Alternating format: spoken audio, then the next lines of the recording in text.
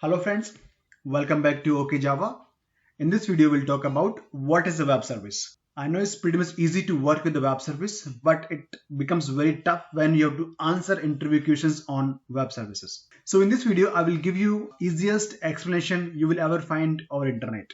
Okay, so that being said, let's begin the video. Alright, so guys, before we talk about web service, let me give an example. So if I ask you who is the player in this picture, so by looking at the action, you can say this guy is a batsman. Second player in the picture is a bowler because you can look at the action, right? And this third player is a wicket keeper. Batsman is a guy who can bat well. Similarly, bowler is a player who can bowl very well, correct? So basically to identify a role of a player, you need to check certain conditions. It should match certain properties, right? So similar to these concepts in web service also, if you want to make sure that your program, your application or your software is a web service, it should meet those properties. Alright, so let's talk about what are those properties. So here on the screen, you have W3C definition of a web service. Web service is a software designed to support interoperable machine-to-machine interaction over internet, right? So if your software, your application satisfies these three conditions, it means your program, your service is a web service. Okay guys, now let's talk about more in detail about these three properties. The very first is interoperable. So interoperable in the sense platform independent. What does it mean? For example, you have a Java based web service or a program. If your web service can be invoked by using any technology, say Java,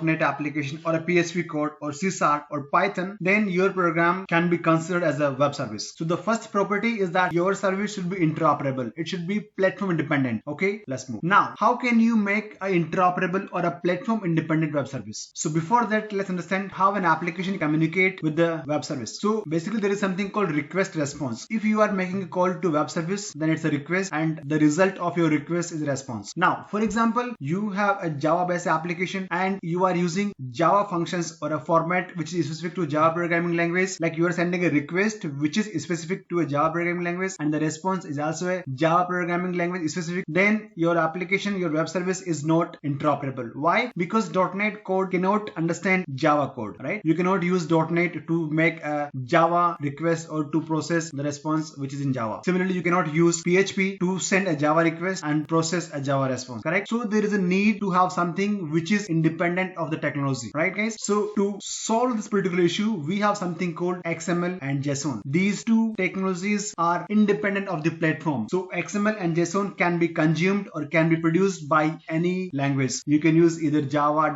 .NET, PHP or C#, whatever you want. So you can easily consume or produce XML or JSON, right? So this interoperability or platform independency can be achieved by using either XML or JSON. Now guys, if you want me to talk about XML and JSON in more detail, just let me know in the comment section. I'll come up with a video. Alright, let's move. Now the second property is machine-to-machine interaction or application to application. What does it mean? For example, you have a web portal like youtube.com/okjava. Now this particular web application is for humans, right? Not for machine to machine or not for application to application. It has been designed for human interaction. You can go to the portal, you can watch the videos and you can do a lot more.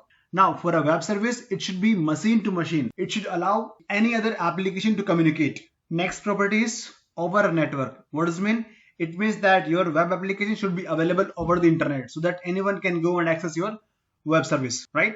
Now let's talk about you have a jar file. So basically you have a Java based web service. Okay. Now your jar file or your web service can produce XML or JSON request and response, right? So basically what does it mean? You can use any language to allow the communication. Now the problem is your jar file is located inside your network within the boundaries of your network, right? So no one can else out of your network can access this particular web service. So this is not a proper web service. I hope I'm making some sense here. Okay. Now let's revisit the definition of a web service. So a web service is a software system designed to support interoperable machine-to-machine interaction over internet, right guys? So basically once you answer this particular question, what is a web service, then the next question could be, can you please talk about the request response model like XML or JSON? Can you please talk about the different style of web services or the types of the web service, for example REST API or SOAP based web services, right? Thank you for watching.